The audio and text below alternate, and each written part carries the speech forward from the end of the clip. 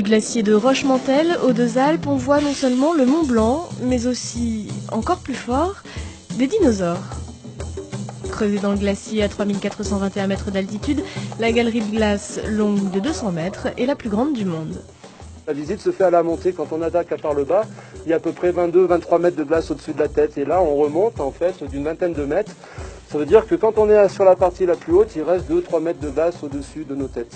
2 mètres de glace ou 22, vous ne ferez d'ailleurs pas la différence tant la visite vous emmène dans un univers particulier. Et question sécurité, vous pouvez vous promener tranquille.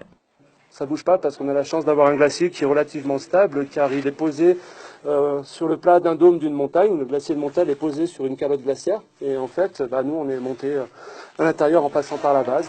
Dans la grotte se côtoient des dinosaures, des personnages de Walt Disney et des scènes représentant de vieux métiers de la région, avec des durées de vie très variables, bien que la température soit relativement stable, entre 0 et moins 4 degrés en fonction des saisons. Ça va dépendre de leur emplacement, parce que y a la grosse culture telle que le T-Rex, on ne peut pas la toucher, donc il n'y a pas d'usure.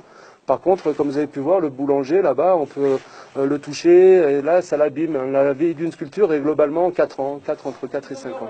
Le lézard tyran grandeur nature, 6 mètres de haut et 6 tonnes de glace, détient, vous vous en doutez, des records de longévité. Il défend la grotte depuis son ouverture il y a 13 ans. C'est un peu le maître des lieux. Il a été créé par plusieurs sculpteurs. Il y a 2 équipes qui travaillent en fait dans cette grotte de glace. Il y a des gens qui creusent et des gens qui sculptent. C'est une vingtaine de personnes en tout.